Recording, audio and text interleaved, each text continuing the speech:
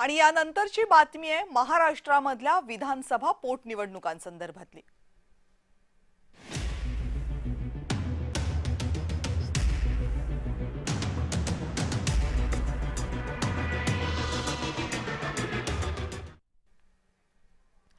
बारामतीमध्ये विधानसभेच्या पोटनिवडणुकीच्या मतदानाच्या दिवशीच पवारांच्या तिसऱ्या पिढीतील संघर्ष उभा राहिलाय।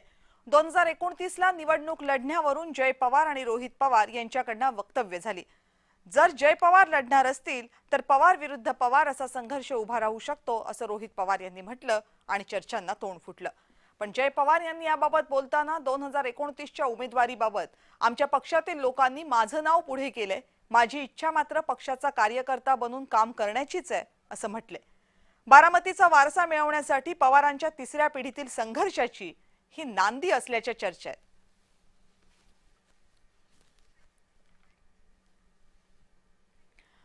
आज दिवसभरामध्ये रोहित पवार आणि जय पवार यांच्या बाबतीतल्या काय प्रतिक्रिया समोर आल्यात बघूयात। आता दादांच्या वेळेस पण पवार विरुद्ध पवार झालं।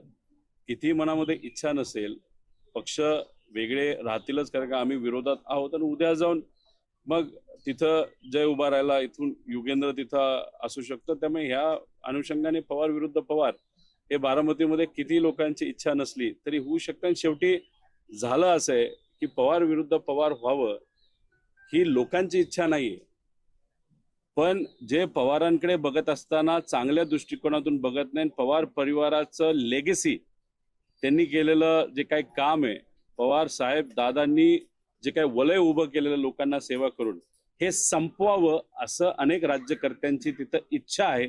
त्यामुळे त्यांना नक्कीच वाटेल पवार विरुद्ध पवार झालं पाहिजे, पण लोकांना हे वाटत नाही। ह्या दोन गोष्टीमधला हा फरक आहे।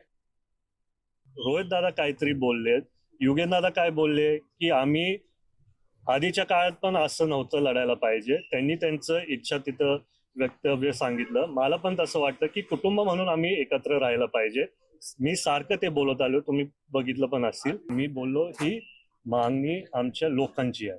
मी सारखं बोलत आलोय की मला पक्षासाठी काम करायचंय, एक छोटा कार्यकर्ता म्हणून काम करायचंय। आणि जर ही लोकांची जर एक इच्छा असेल की 29 ला मी उमेदवारी घ्यावं, ती त्यांची इच्छा आहे। माझी इच्छा आहे की मी सगळ्यांबरोबर काम करावं। आणि या सगळ्या संदर्भात राजकीय विश्लेषक उमेश घोंगडे यांनी काय म्हटले बघूयात। बारामतीची पोटनिवडणूक सुरू असताना, म्हणजे त्याचं आज मतदान सुरू असतानाच दोन पवारांमधला भविष्यातला सत्ता संघर्ष काय असू शकतो याची चुणूक आज महाराष्ट्रातल्या तमाम जनतेला दिसलेली आहे। दोन पवारांमधलं जे काही शाब्दिक द्वंद्व होतं किंवा पार्थ पवारांच्या जय पवारांच्या वक्तव्यावरती रोहित पवारांनी तात्काळ प्रतिक्रिया देणं अपेक्षित होतं का, हा खरा तर प्रश्न आहे। मात्र ती प्रतिक्रिया देण्याची घाई रोहित पवारांनी केली किंवा जय पवार जे काही बोलले याच्यावरनं महाराष्ट्राच्या राजकारणामध्ये आणि बारामतीच्या राजकारणामध्ये भविष्यात काय वाढवून ठेवलंय याची चुणूक, याचं भविष्य या दोघांच्याही वक्तव्यातून आपल्याला बघायला मिळतंय। खरं तर आज पोटनिवडणूक होती, पोटनिवडणुकीचं मतदान होतं। सुनित्रा पवार खरं तर प्रचंड मताधिक्याने निवडून येणार आहेत। त्यांच्या मतदारसंघातली ही जी काही पोटनिवडणूक आहे अजित पवारांच्या निधनानंतरची, ही केवळ एक औपचारिकता आहे। प्रचंड मताधिक्याने त्या निवडून येणार आहेत।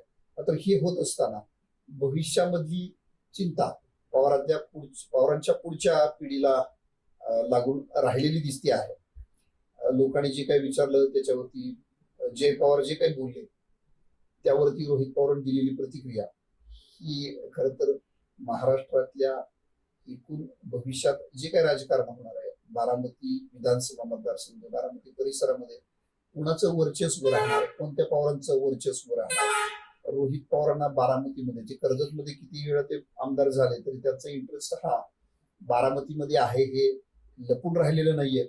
आणि अजित पवारांच्या निधनानंतर रोहित पवारांना बारामतीमध्ये अधिक इंटरेस्ट निर्माण झाला आणि असं असताना पुन्हा जय पवार भविष्यामध्ये आपले प्रतिस्पर्धी होऊ शकतात अशी एक भीती रोहित पवारांच्या मनात कुठंतरी आहे आणि त्यातूनच त्यांनी आज जे वक्तव्य केलंय। खरं तर आजचा निकाल लागल्यानंतर संपूर्ण पवार फॅमिली असेल किंवा संपूर्ण महाराष्ट्रामध्ये अजित पवारांच्या निधनानंतरचा हा निकाल असेल, या निकालातनं पवारांचं, सुनेत्रा पवारांचं नेतृत्व पुढे एकदा पुढे येत आहे. असं असतानाच दोन पवारांमधलं भाऊकीतलं जे राजकारण आहे, ज्या निमित्ताने एक प्रकारची भाऊकीतलं जे भांडण असतं किंवा जर आपण शीतयुद्ध असतं त्याची ही सुरुवात आहे की काय, असं वाटण्याजोगी परिस्थिती आहे.